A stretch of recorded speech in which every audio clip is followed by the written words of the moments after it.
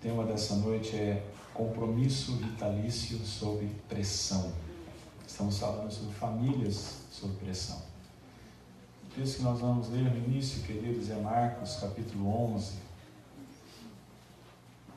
Marcos capítulo 10, na realidade, não é 11 não. Marcos 10, os versículos 2 a 9.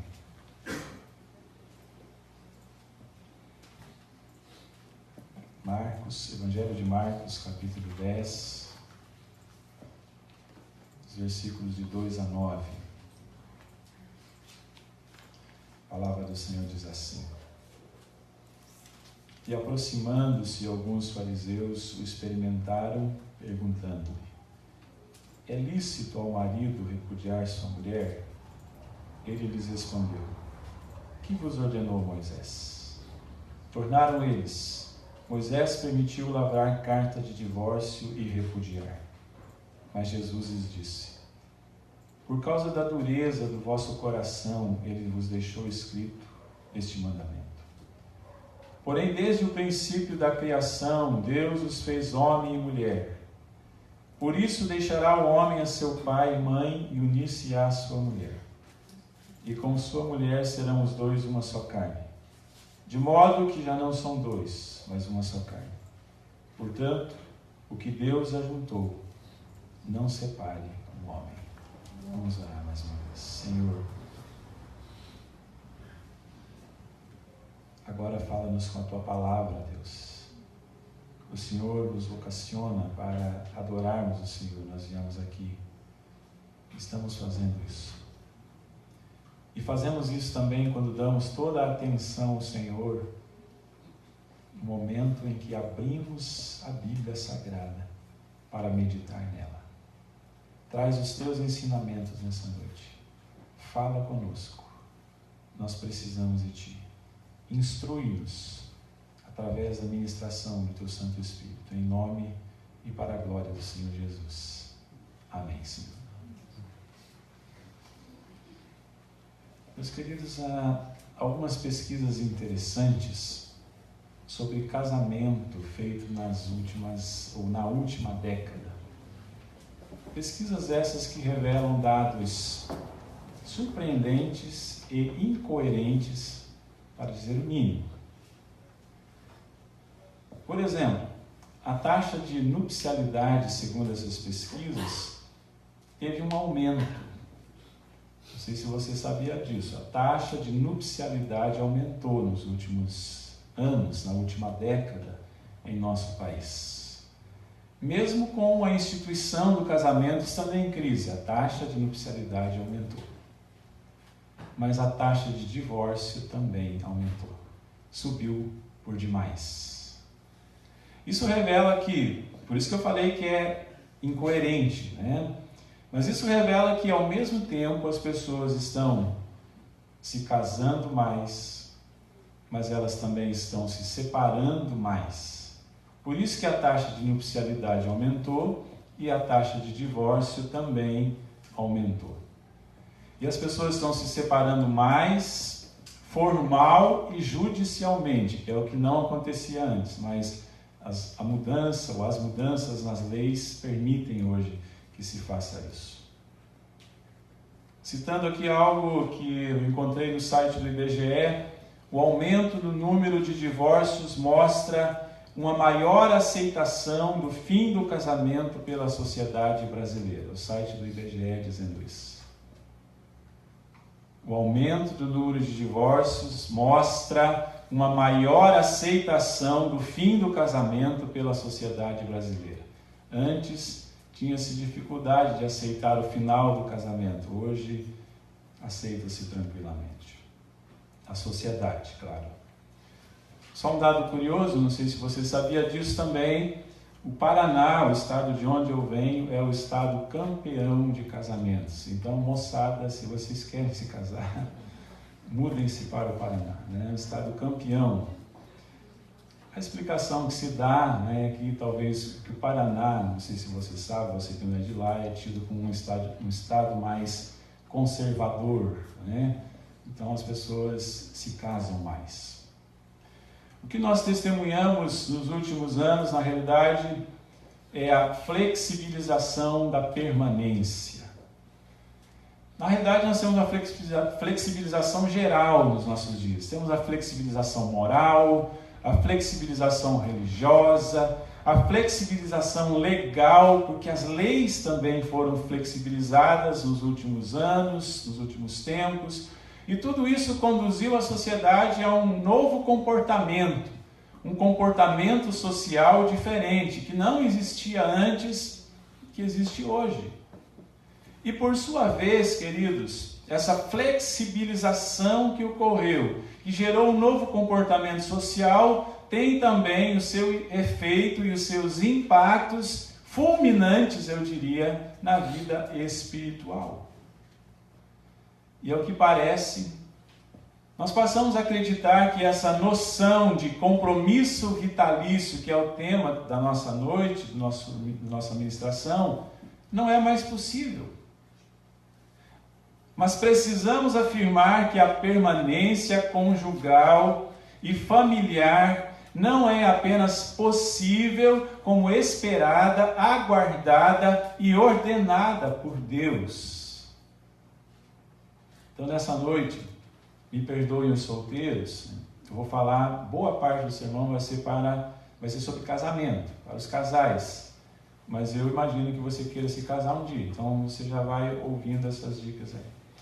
O fato é, queridos, que há uma pressão desintegradora agindo sobre esta abençoadora instituição chamada casamento e, consequentemente, sobre a família. Há forças diabólicas e filosóficas impondo terríveis dificuldades, visando danificar, desconstruir, bagunçar e deformar esse belo projeto de Deus que é o casamento, que é a família. E Deus pensou no casamento como algo indissolúvel. Algo que Ele fez, que Ele pensou, indissolúvel. Por isso a palavra diz aqui, portanto que Deus ajuntou, não o separe o homem. É uma permanência incondicional e perpétua, é um compromisso vitalício. Mas esse compromisso vitalício está sob pressão. É isso que nós estamos afirmando nessa noite. Agora, vencer as pressões e fazer do casamento e da família um compromisso vitalício é possível. É isso que nós vamos afirmar hoje. Mas é possível se algumas coisas acontecerem. E é sobre isso que eu quero falar nessa noite. Então, queridos, em primeiro lugar, vencer as pressões e fazer do casamento e da família um compromisso vitalício é possível se o ideal de Deus for observado. Essa é a primeira lição principal dessa noite.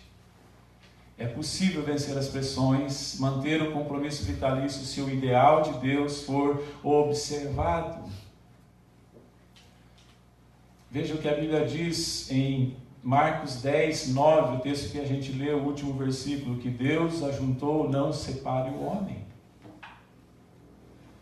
Vamos pensar um pouquinho, queridos. E os mais antigos eu quero que puxem para a memória, se é que se lembram, que faz tanto tempo, talvez, aí para Oswaldo, para Zenilda. O processo de ajuntamento de um homem e de uma mulher é, via de regra, muito bonito. São olhares trocados, desejos alimentados, obstáculos vencidos, pontos de ônibus, né? A história do Oswaldo da Zenilda tem a ver com ponto de ônibus. E ainda existe, né? O ponto de ônibus. E o casamento também está aí firme. Nesse processo de ajuntamento, são pais durões encarados, como treme as pernas, né? Quando a gente vai falar com o pai da menina. E o meu sogro já esteve aqui, vocês viram a cara de bravo dele, né? Ainda bem que a minha sogra é mais amena, assim. Mas, imagina. Alimentamos, queridos, nesse momento, nesse tempo, então, lá no começo, uma certeza. Essa é a pessoa que Deus me deu. E isso, então, nos conduz ao altar, a uma festa cada vez mais cara e sofisticada. Prepare-se, Rodrigo, né, e Sandra. E nesse período, então, queridos, alguns poderiam dizer, nem Deus separa a gente. Veja só que expressão. Se Deus quisesse nos separar, Ele não conseguiria. Algum tempo depois, todavia, muitos começam a pensar, como posso me livrar dessa encrenca em que eu me meti? Talvez alguns passem a dizer, nem Deus segura a gente. Antes dizia assim, nem Deus separa a gente. Agora começa a dizer, nem Deus segura a gente. Eu me lembro, queridos, um domingo pela manhã em que no tempo das mensagens de SMS ainda, gente, que a gente pagava cada mensagem que mandava. Lembra-se disso?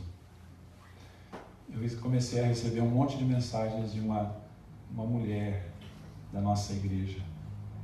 E ela estava dizendo que naquela manhã, domingo às 6 horas da manhã, o seu marido disse que ia deixá-la. Um casal bênção na vida da igreja.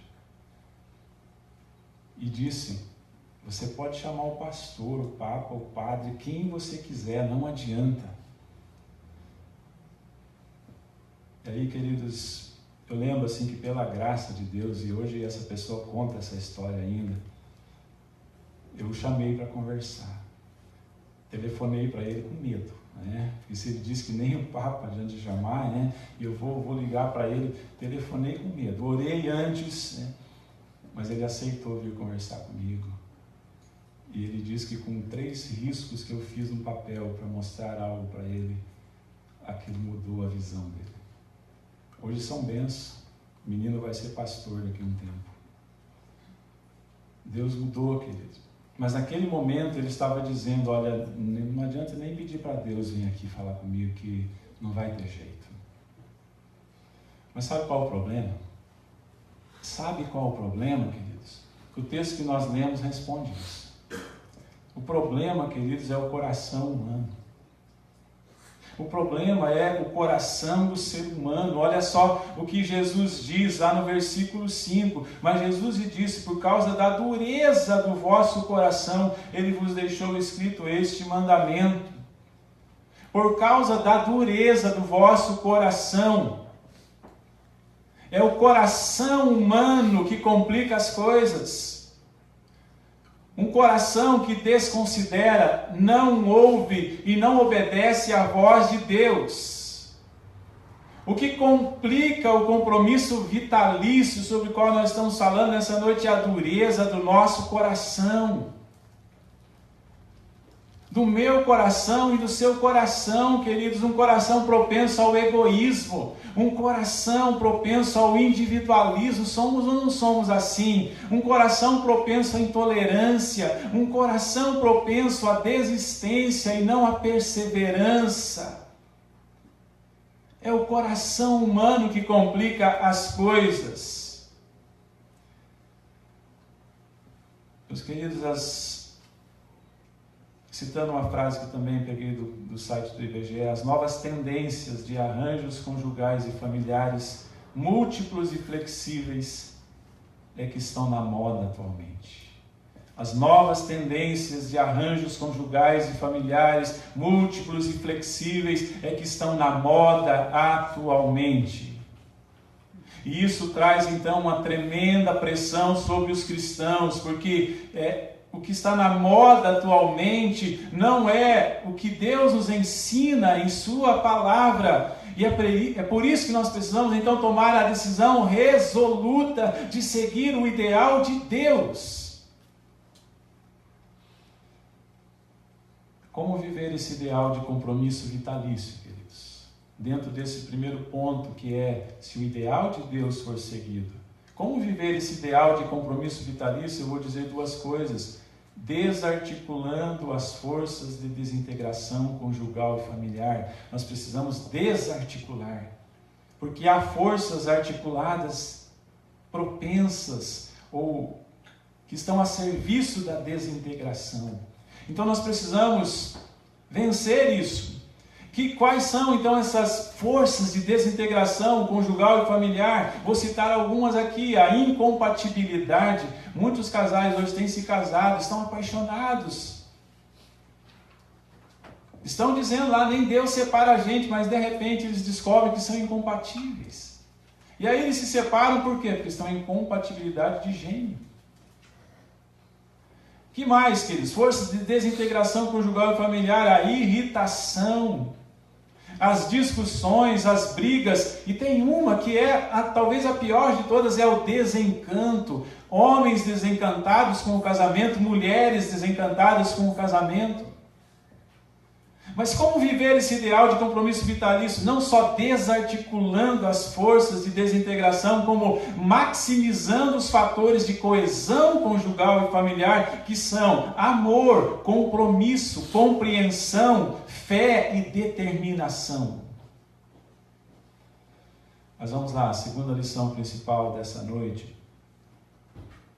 É possível vencer as pressões e manter o compromisso vitalício se, em segundo lugar, a casa for edificada sobre a rocha. De que maneira nós podemos fazer do casamento um compromisso vitalício? De que maneira a nossa casa, a nossa família pode ser um compromisso vitalício? Se ela for edificada sobre a rocha. E aí, queridos, Mateus 7, 24 a 27, eu vou ler para vocês, Mateus 7, 24 a 27, você conhece bem esse texto, diz assim: todo aquele, pois, que ouve essas minhas palavras e as pratica, será comparado a um homem prudente, que edificou a sua casa sobre a rocha, e caiu a chuva, transbordaram os rios, sopraram os ventos, e deram com ímpeto contra aquela casa que não caiu, porque foi edificada sobre a rocha. E todo aquele que ouve essas minhas palavras e não as pratica será comparado a um homem insensato, que edificou a sua casa sobre a areia. E caiu a chuva, transbordaram os rios, sopraram os ventos e deram com ímpeto contra aquela casa, e ela desabou, sendo grande a sua ruína. Meus queridos, há um tempo atrás, um brasileiro chamado Eike Batista começou a despontar como um dos homens mais ricos do Brasil. Em pouco tempo ele pulou para o primeiro lugar da lista, se tornou o homem mais rico do Brasil. Não sei se vocês ouviram uma célebre frase que ele falou várias vezes, que ele tinha a ambição de ser o homem mais rico do mundo. E seria o homem mais rico do mundo. E logo depois disso, que ele se tornou o brasileiro mais rico, ele passou a ocupar o 37º lugar na lista dos homens mais ricos do mundo. 37ª pessoa mais rica do mundo. Mas edificar sobre a riqueza é o mesmo que edificar sobre a areia. Aí que Batista começou a ter problemas, e todos nós acompanhamos, problemas em suas empresas, as ações desvalorizaram, o mercado se tornou desfavorável, os esquemas nos quais ele estava envolvido começaram a ser descobertos, os seus comparsas começaram a ser presos, e deu no que deu. E há um tempo atrás a revista Veja publicou uma reportagem dizendo que se ele vendesse todos os seus bens, ele ainda ficaria com uma dívida de $1 bilhão. A casa caiu. Literalmente essa expressão, a casa caiu porque ela não foi edificada sobre a rocha. Não dá para edificar o casamento sobre a areia, queridos. Eu vi muitos casamentos desmoronarem porque eles tinham sido edificados sobre a areia. Eu vi muitas famílias desmoronarem porque elas haviam sido edificadas sobre a areia. E aí a gente tentava, eu percebia isso, tentava ajudar por aconselhamento, psicólogo, terapeuta, sei lá o quê, mas era perceptível que aquela família não ia se sustentar porque ela estava edificada sobre a areia. A areia não é um alicerce sólido, estável, permanente, seguro, nós sabemos disso. Nós sabemos disso, mas o mundo tem edificado sobre outros alicerces, as famílias têm edificado sobre outros alicerces, as pessoas têm edificado sobre outros alicerces, porém a igreja, queridos, é chamada a edificar sobre a rocha. O nosso desafio é viver na contramão desse sistema doentio, nocivo e cruel que está vigente em nossos dias, pelo qual a sociedade está escravizada. Então, quando nós olhamos para esse texto, que se trata do ensino final do Sermão do Monte, depois de Jesus dizer tudo o que havia dito, coisas extraordinárias, surpreendentes, que deixaram as multidões maravilhadas do ensino de Jesus, ele está terminando o Sermão do Monte e ele diz: tudo isso que eu disse para vocês, eu quero contar uma história. Se vocês ouviram e se vocês praticarem, vocês serão comparados a um homem prudente que edificou a sua casa sobre a rocha. Mas se vocês, tendo ouvido tudo isso, não se tornarem praticantes, vocês serão comparados a um homem que edificou a sua casa sobre a areia. O que é edificar sobre a rocha, querido? Às vezes a gente fala edificar sobre a rocha, mas o que isso significa? Então eu quero dar algumas dicas aqui para vocês, pegando esse contexto e as palavras que Jesus fala. O que é edificar sobre a rocha? É ouvir e praticar a palavra de Deus. Porque talvez a gente fala assim, edificar sobre a rocha, aqui você pode, então não vou edificar a casa ali na beira-mar, vou edificar a casa nesse morro aqui, no Morro da Cruz. O que isso significa na prática, queridos? Significa na prática, queridos, é isso aqui. O que é edificar sobre a rocha é ouvir e praticar a palavra de Deus. É seguir o manual divino. É ouvir e não ignorar. É aprender e fazer. É receber e obedecer. É executar o projeto de construção elaborado por Deus, no que diz respeito à família. Isso é edificar sobre a rocha. Então, queridos, o que é edificar sobre a rocha? É você ouvir, é você ler a palavra de Deus. Então você está aqui hoje ouvindo sobre o casamento. Edificar sobre a rocha é você pegar os ensinamentos de Deus e aplicar na sua vida. Isso é edificar sobre a rocha. Mas sem mais.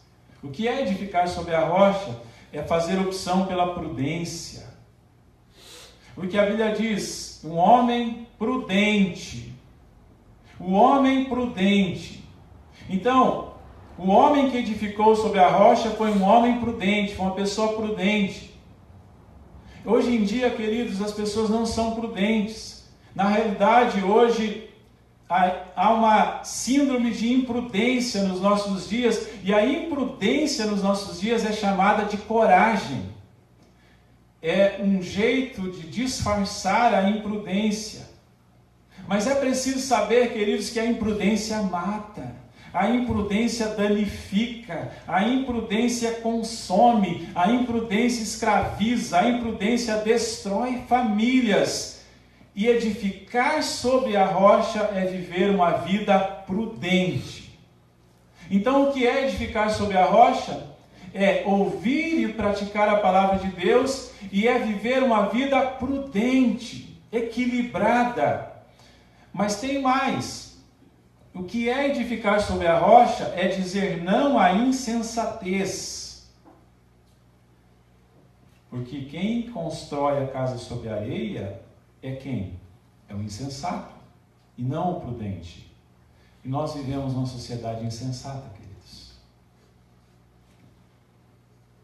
Quer ver? Eu vou mostrar para vocês como a gente vive numa sociedade insensata.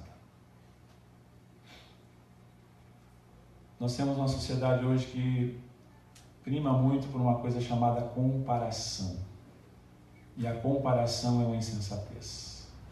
Quando nós nos comparamos com as outras pessoas. E aí quem não tem a possibilidade nenhuma de ter um carrão, quer ter um carrão. Porque o seu cunhado tem um carrão. Quem não nasceu com a beleza privilegiada, não vou citar aqui agora nenhum nome, né, para não me complicar, mas com a beleza privilegiada que é celebrada pela mídia, quer ser igual a ela. Isso é insensatez. E aí a pessoa se adentra ao que o mundo oferece, as novas tecnologias oferecem, faz plástica de tudo que é jeito, mas aquilo não resolve e se edificar sobre a areia. Tem mais, o consumismo é insensatez. Essa sociedade extremamente consumista quer ter, possuir. A insatisfação crônica é uma insensatez, já falamos sobre insatisfação aqui. A liberdade sem limites, que é celebrada no mundo de hoje, é uma insensatez. Crie os seus filhos com a liberdade sem limite, para você ver no que vai dar. A atração pelo perigo é uma insensatez, querido. E hoje a gente tem assim, os jovens atraídos pelo perigo. Mas, sobretudo, o abandono do projeto de Deus para a família é uma insensatez. O casamento será um compromisso vitalício se ele for edificado sobre a rocha. A família será um compromisso vitalício se ela for edificada sobre a rocha. Ah, queridos, quando a gente olha para esse texto, é muito importante entender uma coisa. As circunstâncias serão as mesmas. E já que nós estamos falando de pressões, as pressões serão as mesmas. A chuva vai cair sobre as duas casas, edificada sobre a areia, edificada sobre a rocha, sobre a casa do homem prudente, sobre a casa do homem insensato. A chuva vai cair, ou seja, as pressões vão acontecer, os ventos também vão soprar, o rio também vai transbordar, queridos, tanto sobre uma quanto sobre outra. O resultado é que será diferente. A casa edificada sobre a areia vai cair, a casa edificada sobre a rocha permanecerá em pé. E a rocha é o Senhor Jesus Cristo. É nele que nós devemos edificar nossa casa. Mas uma terceira e última lição.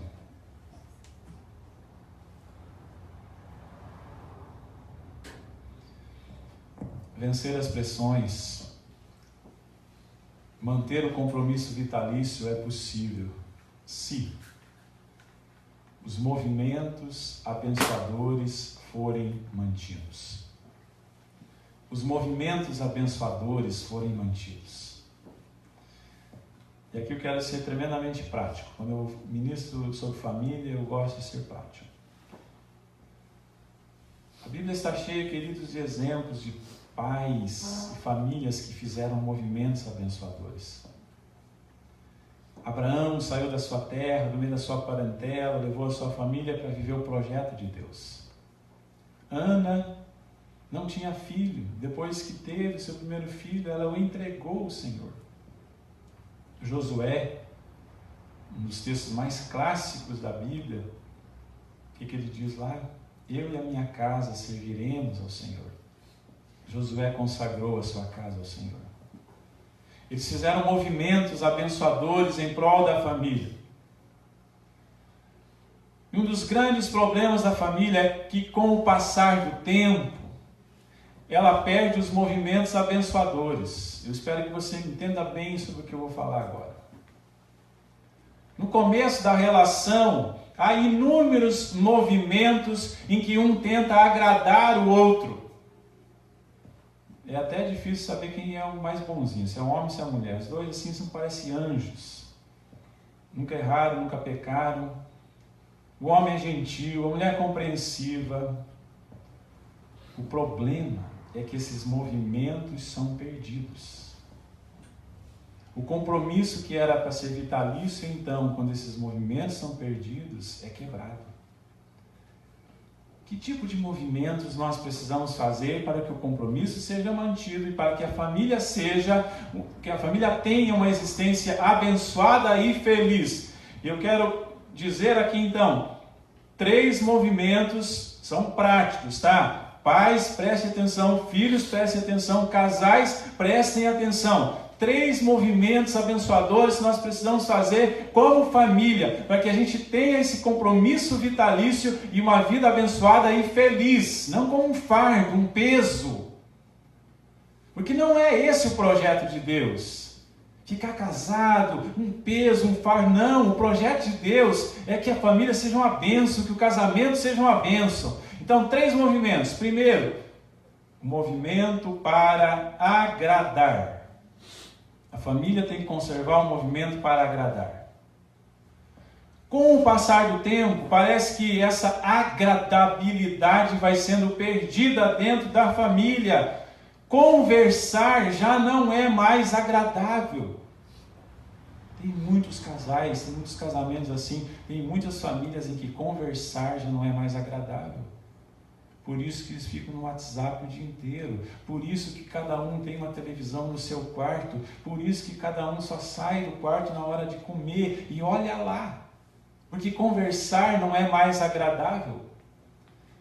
Deixa eu dar uma dica. Jovens, vocês que não casaram ainda.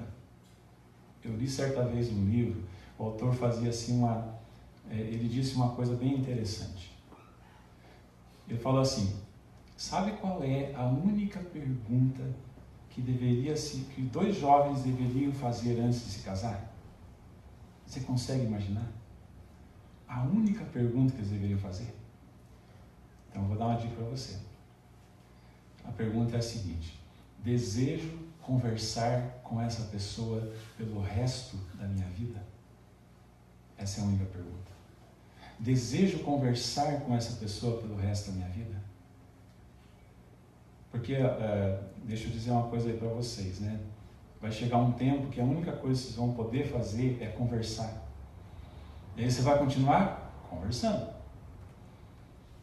Porque no começo a gente pensa num monte de outra coisa, né? Mas lá no final da vida, conversar, vocês ainda estarão conversando. Então desejo conversar com essa pessoa pelo resto da minha vida.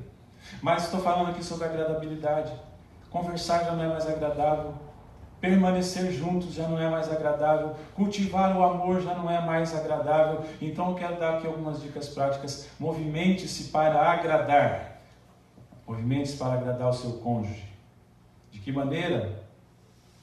Pega aí algumas dicas. Dando presentes. Viu, Micael? Levando para jantar. De vez em quando tome um banho bem caprichado.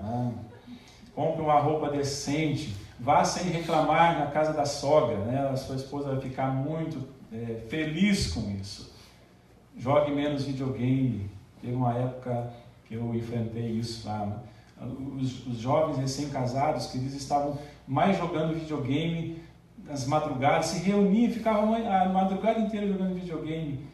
E as mulheres bravas, já querendo se separar. Jogue menos videogame. Abrace sem segundas intenções. Né? Eu vou parar por aí. O horário não permite. Movimente-se para agradar a sua família. Não só para agradar o seu cônjuge, mas para agradar a sua família. Guardem os eletrônicos. Ai, meu Deus, isso aqui estou falando para mim, queridos. Assistam a um filme juntos. Façam alguma atividade diferente juntos. Uma coisa que eu aprendi e gosto de fazer é criem memórias familiares. Criem memórias familiares, assim, momentos bons juntos que se tornam assim rituais, e aqueles momentos fazem parte da memória da família. Com certeza, se você puxar pela sua memória, você vai lembrar lá da sua infância, coisas que vocês faziam repetidamente e que hoje você se lembra, traz uma sensação gostosa. Estou certo ou estou errado? Quais são as memórias que nós estamos criando com os nossos filhos?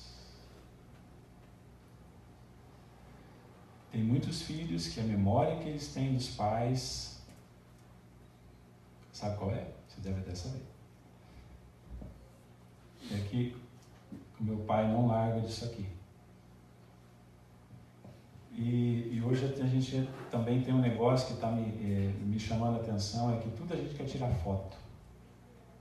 E criar foto, tirar foto não é criar memória. Você pode tirar uma foto num momento que não significou nada, a foto vai estar lá. Então priorize não tirar foto, mas criar memórias com as suas crianças, com os seus filhos, com a sua família. O segundo movimento, querido, é o movimento para compreender. O primeiro, então, é o movimento para agradar, o segundo, movimento para compreender. Porque com o passar do tempo, o nível de compreensão da família vai diminuindo e um negócio chamado intolerância vai crescendo. Então, a incompreensão, veja só, querido, vai me acompanhando no raciocínio. A tolerância, a intolerância cresce, a compreensão diminui, por causa dos constantes conflitos. Por sua vez, a incompreensão trava o movimento do amor e começa a acontecer o movimento da raiva, da disputa, da competição. Então, movimentem-se para compreender. E aqui eu vou dizer algumas coisas práticas sobre essa questão do movimentem-se para compreender. De que maneira isso pode acontecer? Valorizando a opinião uns dos outros. Lembra do coração endurecido? Egoísta? Individualista? Às vezes nós queremos que os outros valorizem as nossas opiniões, aceitem e acatem, mas nós não valorizamos a opinião dos outros. De que maneira, queridos, nós podemos nos movimentar para compreender, melhorando a comunicação? Eu tenho uma máxima que tudo pode ser resolvido com as pessoas certas ao redor de uma mesa. Fazendo o quê? Brigando? Não, conversando.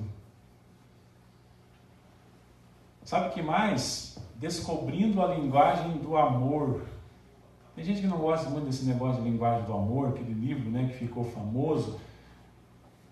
A gente pode ter certas reservas de quanto isso funciona, mas eu creio que é uma coisa importante. Vocês conhecem as 5 linguagens do amor? Sabe quais são? Tá, vamos pensar um pouquinho aqui agora, né? Estamos em menos gente hoje, dá pra gente... vamos pensar juntos aqui. Primeiro me ajuda a lembrar, quais são as 5 linguagens do amor? Tempo, né? Quando a pessoa investe tempo. Segundo, toque, né? A pessoa abraça, toca. Terceiro, palavras de afirmação. Quando a pessoa elogia, quando a pessoa parabeniza, né? O que mais? Presente, né? Tá faltando uma ainda. Serviço, né? Então eu pergunto para você, nós estamos falando sobre movimentos e para compreender. Qual é a sua linguagem do amor? O que mais fala com você? Né? Vou citar um exemplo prático assim. Por exemplo, a minha esposa, a linguagem do amor da minha esposa, sabe qual é? Presente. Então, ela gosta de ganhar presente. Estou lascado, né? Porque tem que dar presente. É isso que vai comunicar mais com ela. Mas é claro que ela também gosta de palavras de afirmação, também gosta de toque, também gosta de serviço. Quando eu lavo a louça, ela fica alegre, né? Mas a número 1 dela é presente. A minha é palavras de afirmação. Nós precisamos entender, queridos. Qual é a linguagem do amor do seu cônjuge? O que mais fala com ele?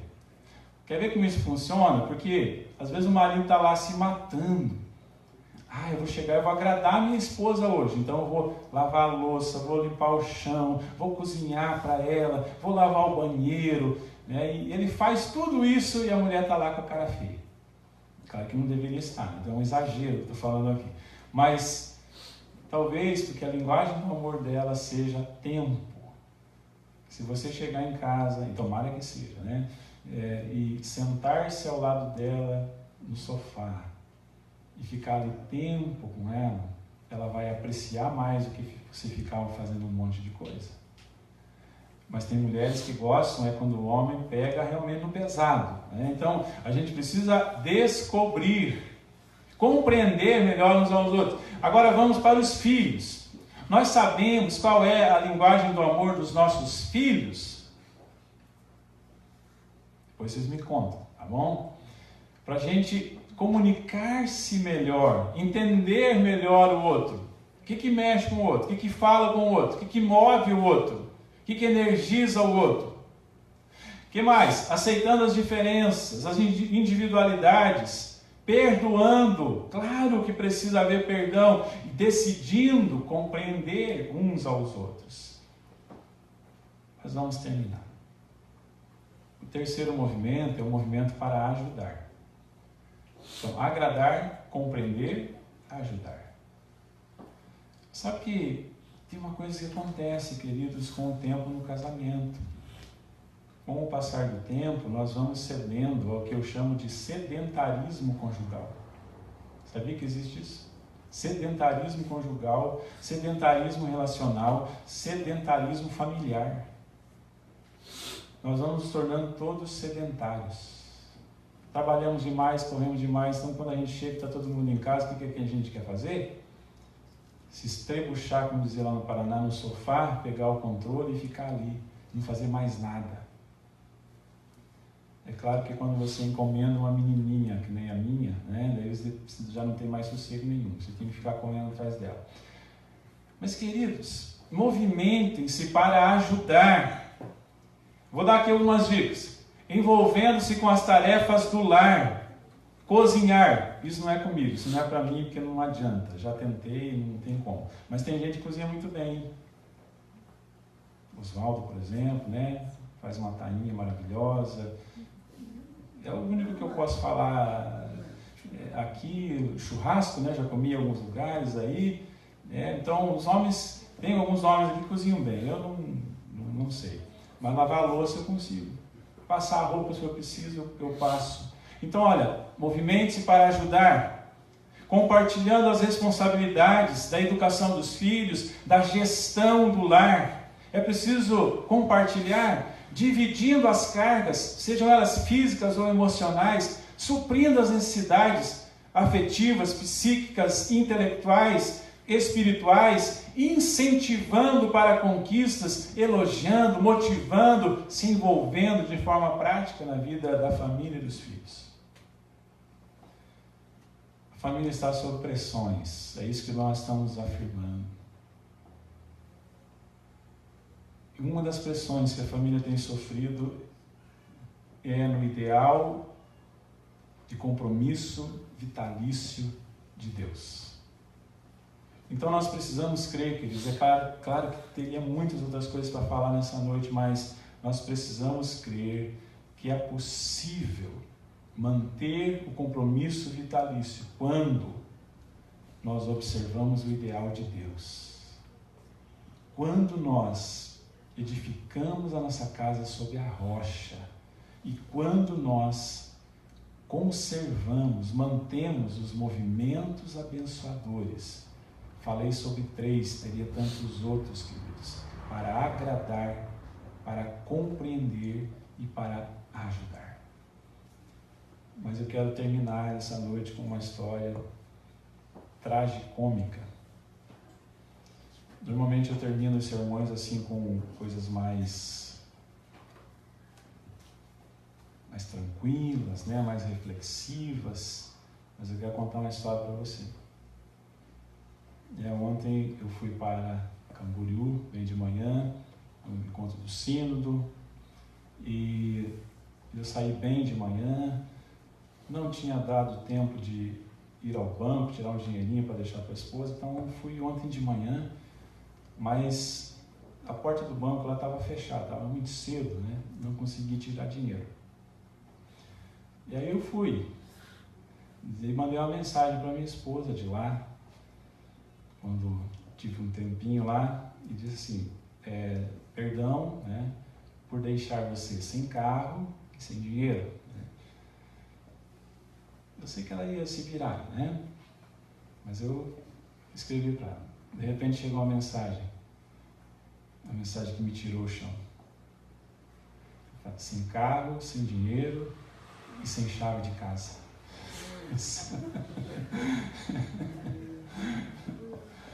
Ai, meu Deus. Nós tínhamos saído, temos 2 chaves, uma minha, outra dela, a minha que tem as chaves da igreja, né? E a chave ficou no carro, a chave dela, e eu nem observei, nem me liguei, mas eu sei que eu levei a chave e deixei eles trancados em casa. E, né, puxa, o que eu faço? Né? Voltar não tem jeito. Fiquei, né, arrasados, coitados lá, né? Passar o dia inteiro fechado em casa. Se acontece alguma coisa, claro que eu escrevi, chama um chaveiro, né? Mas também relutou um pouquinho. Eu sei que lá pelas tantas, né? Diz que a minha filha, Ana Clara, resolveu pesquisar lá um monte de chave que a imobiliária tinha deixado com a gente e a gente não usa. E lá no meio daquelas 50 chaves mais ou menos que tem, ela achou a chave da casa. Só que a chave só da porta, né, gente? Hoje em dia, para você entrar num condomínio, não basta isso. No máximo, eles poderiam sair por ali, né? E no final de semana não tem porteiro aqui. Então, mas eles deram um jeito. Passaram bem o dia. Imaginei que eu ia chegar em casa, por isso que eu estou contando essa história. Imaginei que ia chegar em casa e minha mala ia estar na porta. A malinha ali para fora. E gente muito brava lá dentro, né? Mas não, estavam tranquilos, graças a Deus, né? Tiveram um bom dia, na medida do possível. E é claro que eu precisei fazer algumas promessas, né? Recompensá-los de alguma maneira. Mas, irmãos, ainda bem que nós temos essa noção do casamento como compromisso vitalício. Não tinha dançado ontem. O casamento não pode acabar por essas coisas, nem por tantas outras muito mais sérias do que essa. Porque esse é o ideal de Deus para nós. Essa é a vontade de Deus para as nossas vidas. Que Deus nos abençoe. Amém?